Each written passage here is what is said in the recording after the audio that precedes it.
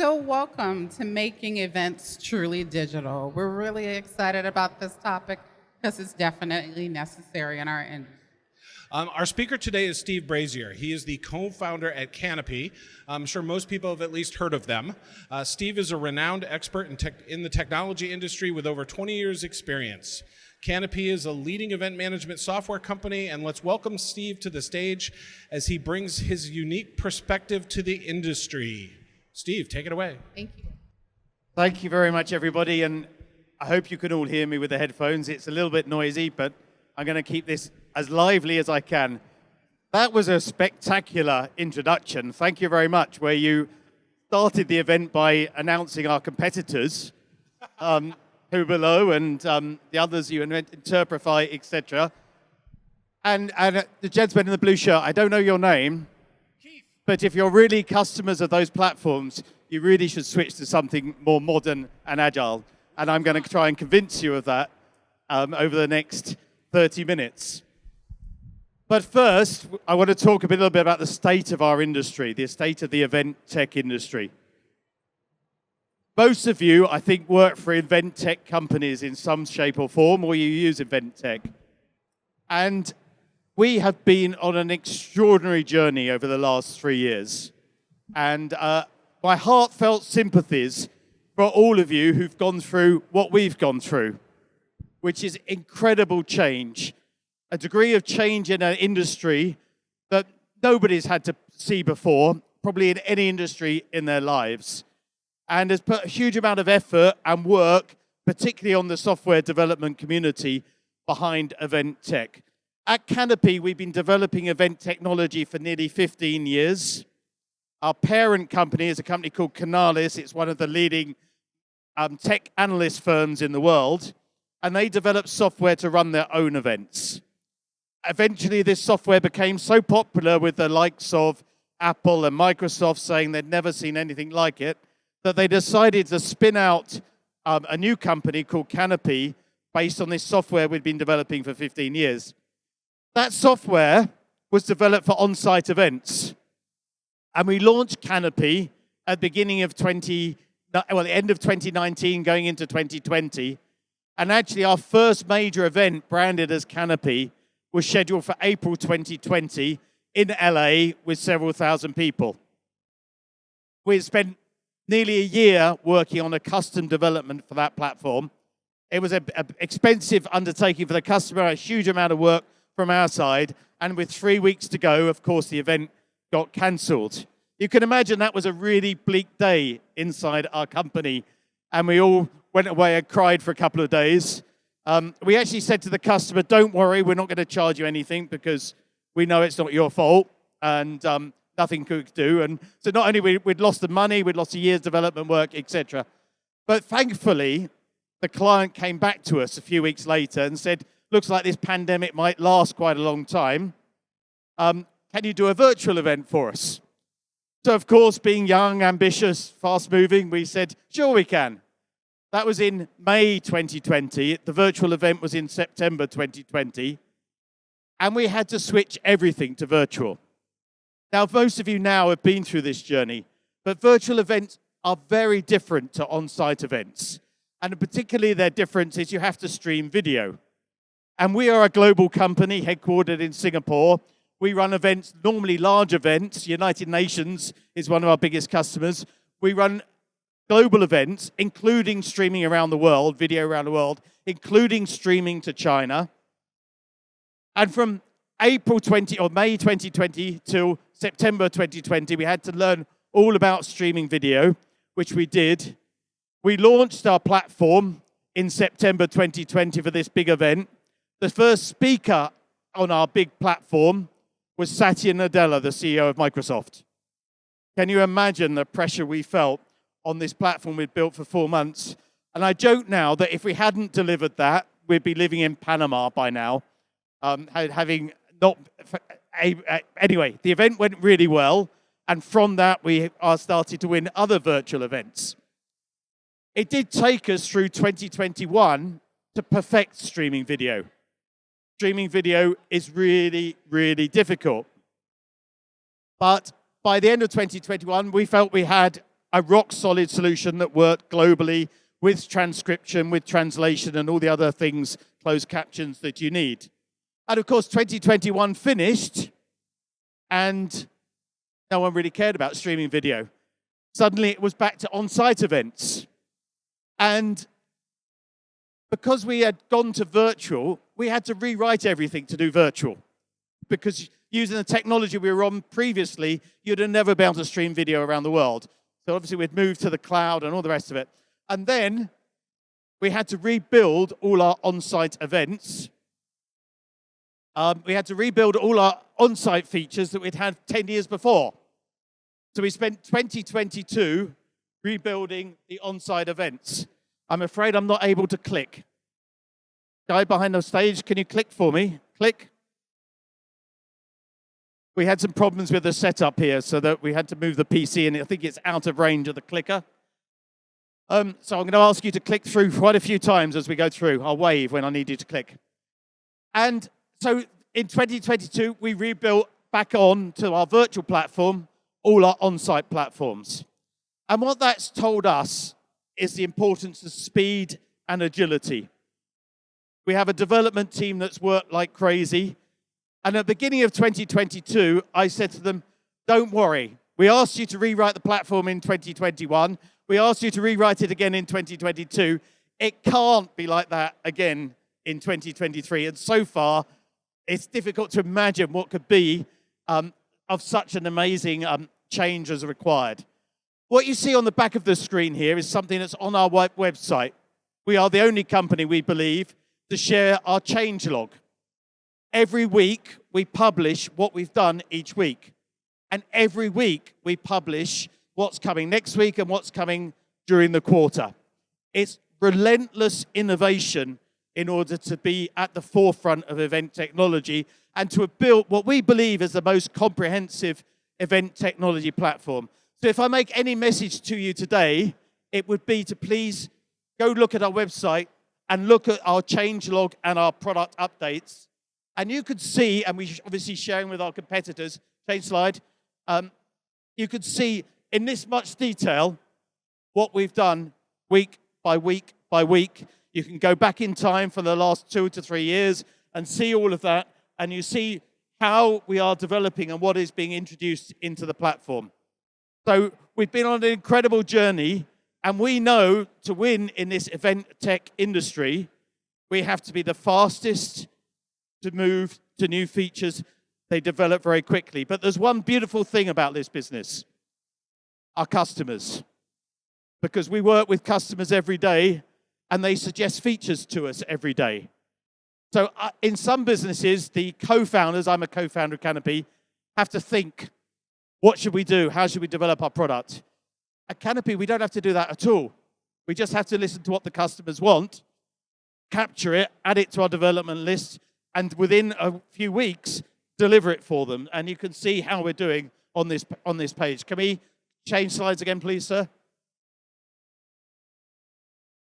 Next, we move on to the next slide. And as I described the relentless change from on-site to virtual during the pandemic and on-site again, it's also true that the event tech industry has gone through an incredible journey. This is a very famous slide, the life cycle slide that Gartner Group invented, and just put it up here as a typical development of a new technology. And this is what the event platforms have been. In 2015, and even a bit earlier than that, we all started to realize that events could be transformed by technology. Then, during the pandemic, we had some incredible investments, particularly around Hopin, worth at one point supposedly $7 billion. Everyone was very excited, and at that point, it felt like you had 6 months to win this industry. It was an incredible race. We were matching them feature by feature by feature, but of course we couldn't match their marketing spend because they had so much investor money. So we went through this peak of inflated expectations. And now we've hit the trough of disillusionment, where nobody wants to invest in event tech platforms. Some have gone out of business, sadly. There's going to be a lot of consolidation. Some people are going to give up. There's too many people here doing similar things, only the best will win.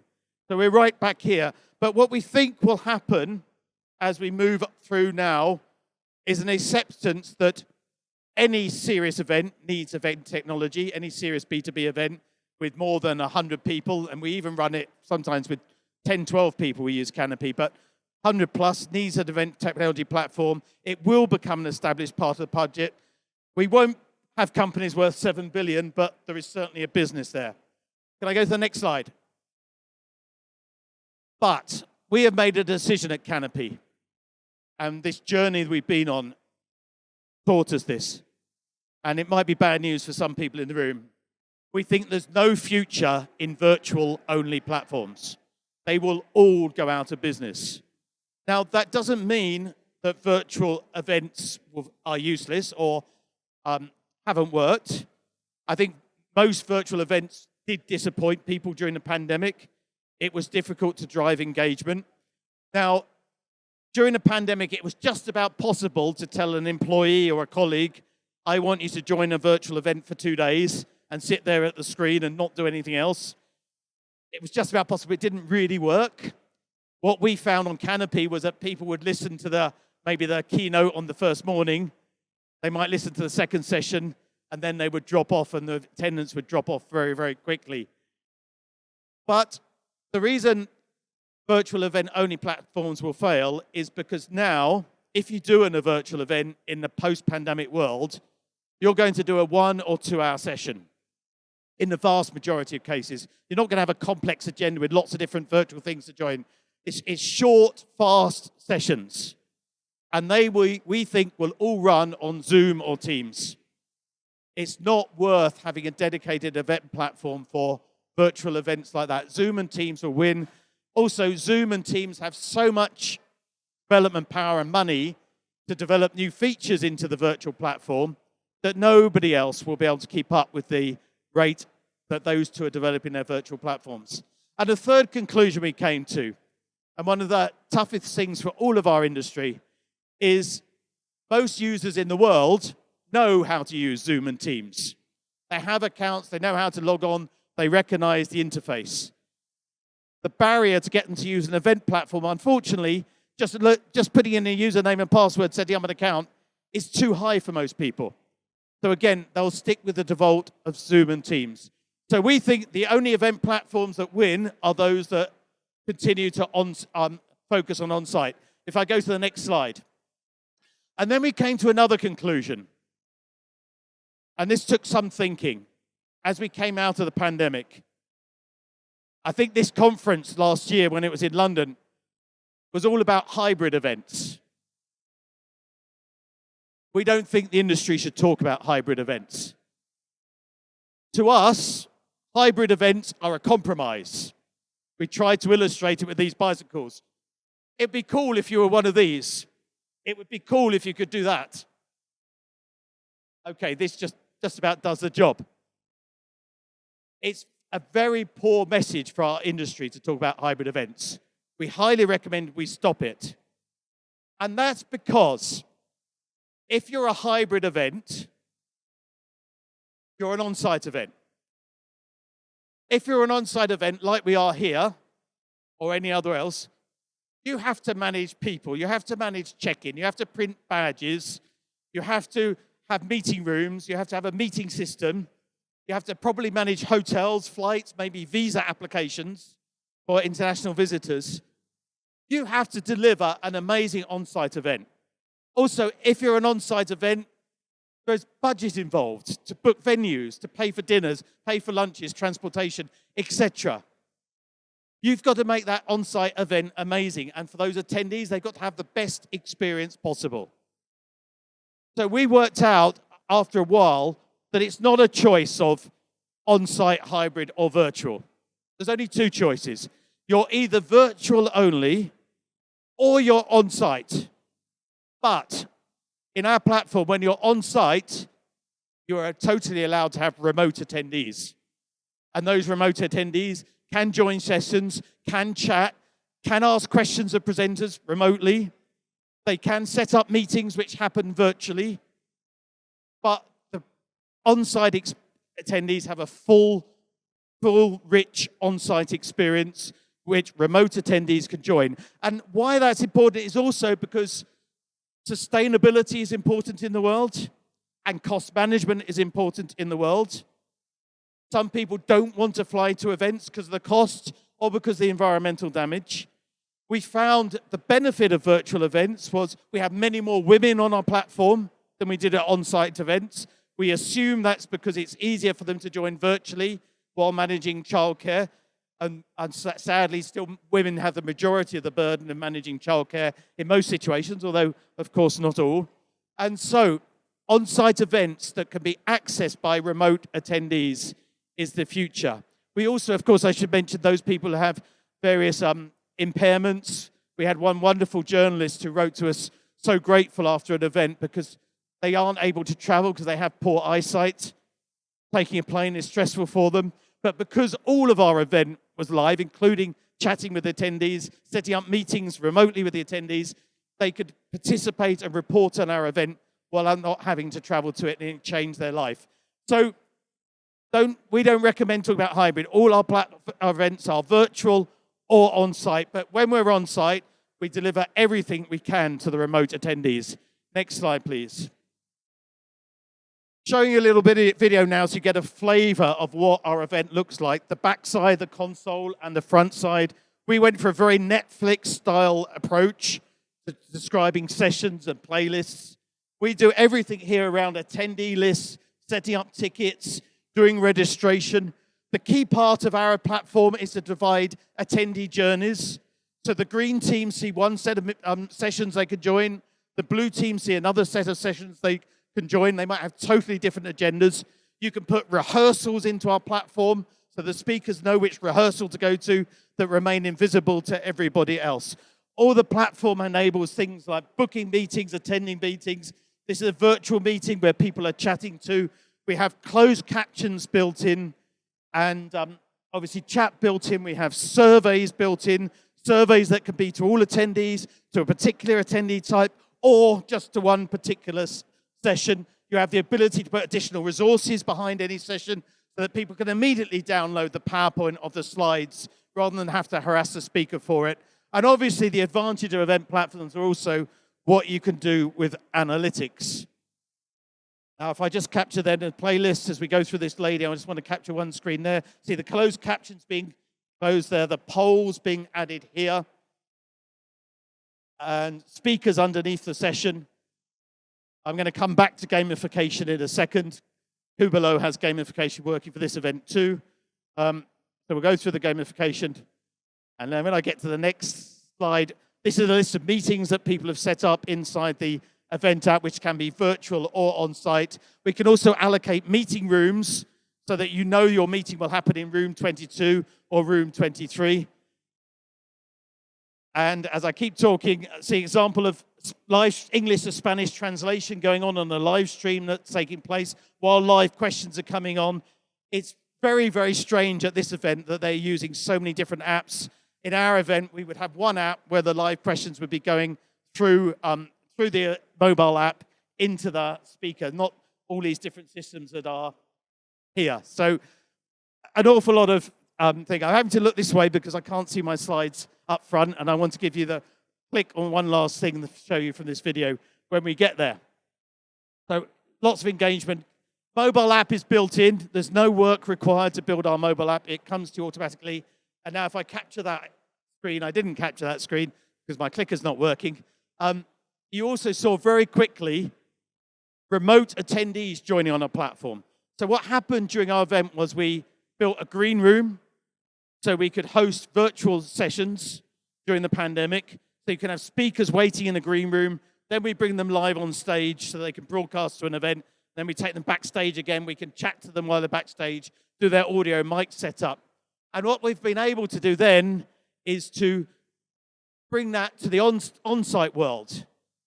So again, when you have speakers at an event, they don't need to be live. The speakers can be remote and displayed on screen, as you saw quickly from that video.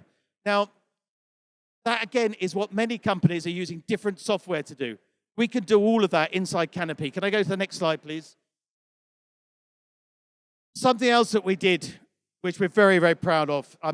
We think this is the key reasons the United Nations chose us as a platform, is translation.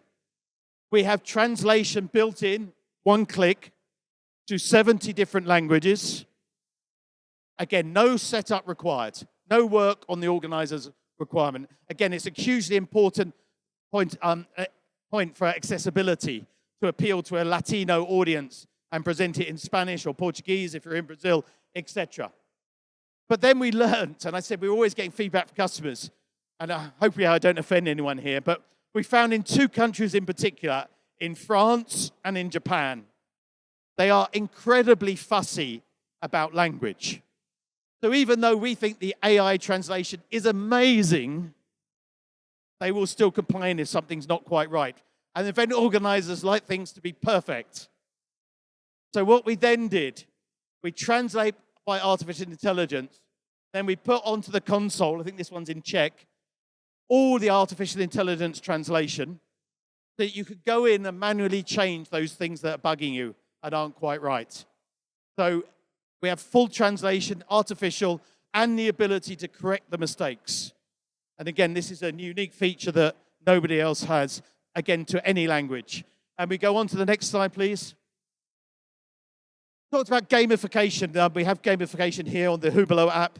Our gamification is incredibly sophisticated. We deliver to our customers a huge set of rules, and you can decide whether to use or not use. For example, scan session QR code to prove you're in this meeting. Use it or not, up to the organizer. You can also decide how many points somebody gets. Those are the basics. But you see down here, we've got the advanced feature. That's where you can create your own rules. So, for example, you could create a rule that you must be less than 5'6" tall. You must attend these 3 sessions. You must ask a question in French and take part in the 5K run, and then you win 1,000 points. And you must be in Team B to do that.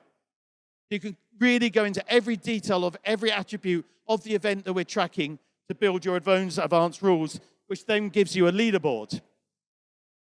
And I want to, I've got a joke about that coming soon. And I want to talk to you a little bit more. Go to the next slide. It's got gamification. We've learned 2 things for gamification that are really important. One is, if you do it for individuals, mostly they don't care. You get a few competitive people who really want to win and maybe win a prize, but most people don't look at their score and don't care. But if you put them in teams, they really care, because people are much more concerned about letting down their teams than they are about their individual performance. So if you create team prizes, that's what drives engagement and activity. Then secondly, there is a choice of offering a carrot or a stick. So you could offer team prizes for the winners or individual prizes for the winners. You could do individual prizes by attendee type, the hardest working member of the media, the hardest working member from the sponsors, hardest working student, whatever it might be. But you could also punish people. If you don't get 1,000 points, you don't get a discount off next year's event.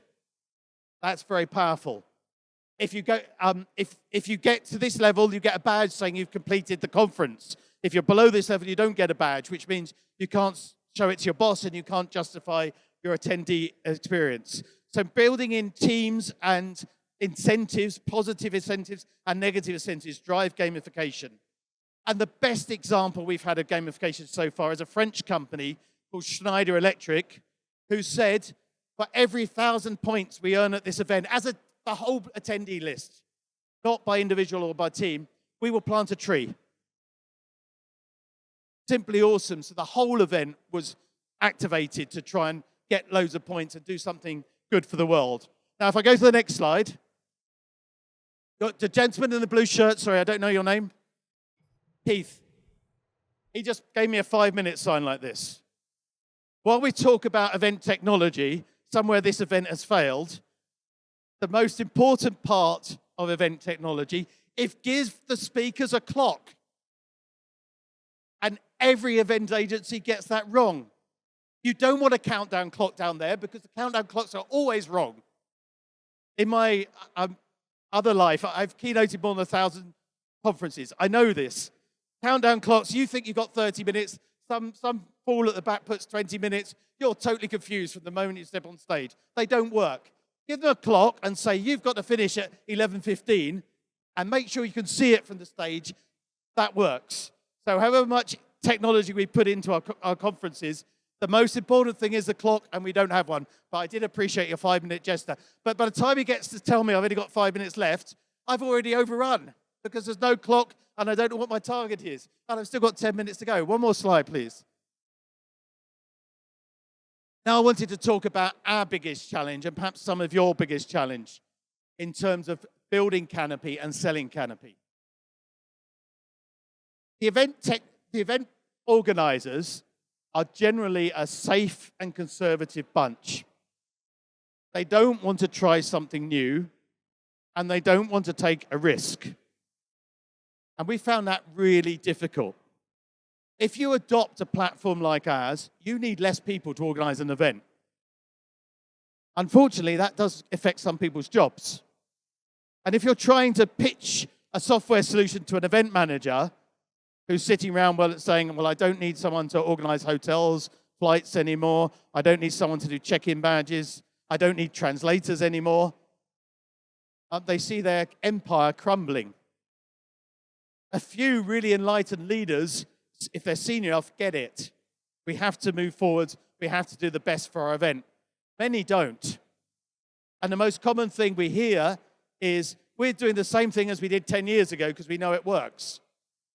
We find that really hard to sell against. And the only way we can sell against it really is to get them to an experience event that's run on Canopy, and then they realize how backward everything else they've experienced is compared with the solution. So this is our biggest challenge in terms of the conservative of the industry. But second thing is you have to commit to the platform. So if you're using event technology and you're also WhatsApping your attendees saying, please come to the session at 5 o'clock, or you're sending emails, remember this session, or you're printing out agendas, or you're putting agendas on the wall, you're not committing to the technology. And if you don't commit to the technology, people don't download the app and they don't use the app. We've had attendance at events with 5,000 people where the download rate is 98% because of the app. Because they won't know which hotel they're staying in if they don't download the app. They can't get a badge if they don't download the app. They won't know what the agenda is if they don't download the app. They are completely lost.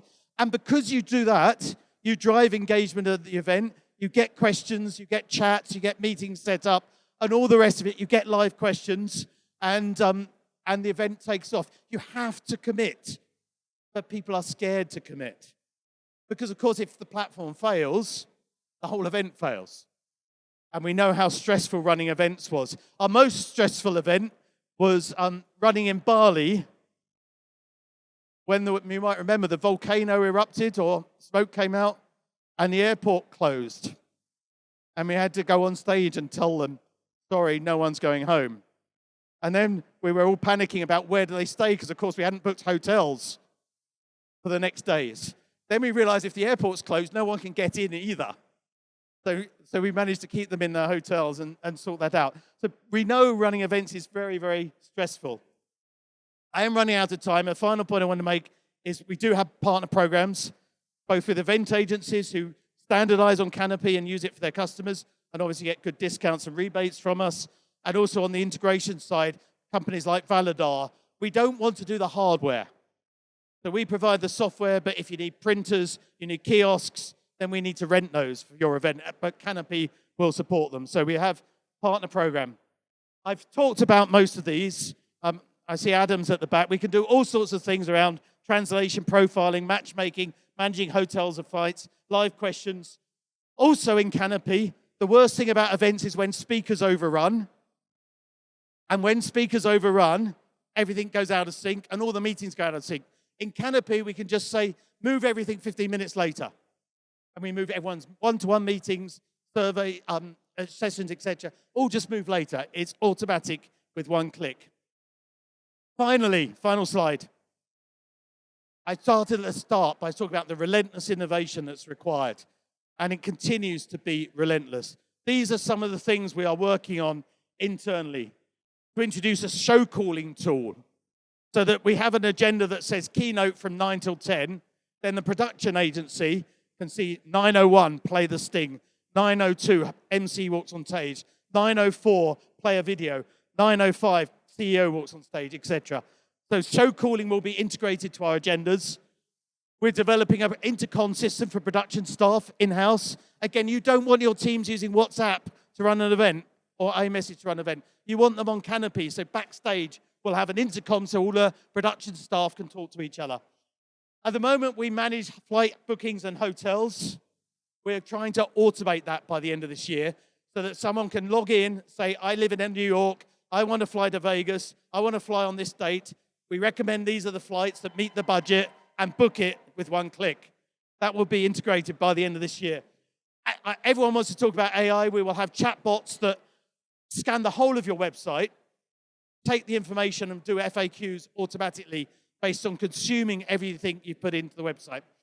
Seating plans for dinners is coming soon, hopefully by June, so that you can organize your dinners on the event and decide who sits where at the table. And AI chat assist is there again. So thank you very much. I know I've overrun. Any questions? Thank you very much, everyone. If you have any questions for Mr. Brazil, make sure that you ask him after this session. We really appreciate you all being here. Yes. It was a wonderful session, a lot of learnings. Couple of things I wanted to understand. You said virtual only is not possible, right? As a business. And hybrid is a compromise. But virtual, on-site, when you add the virtual element, I think it does kind of make it 2x, right? It kind of amplifies it. So, I mean, why do you say so, Because we want to make it clear that you've got to give them the best on-site experience. And if you say hybrid, that means you're not giving the best on-site experience. The people who've traveled to a venue want to be treated well and want to have every feature you can possibly think of. And then you deliver a virtual solution on top. You have to be on-site first if you're doing an on-site event. Thank you all. If you all have any more questions, you're more than welcome to ask, and we're getting ready for our next session. And Thank we can you. take questions outside of the Tech Talk area. Thank you.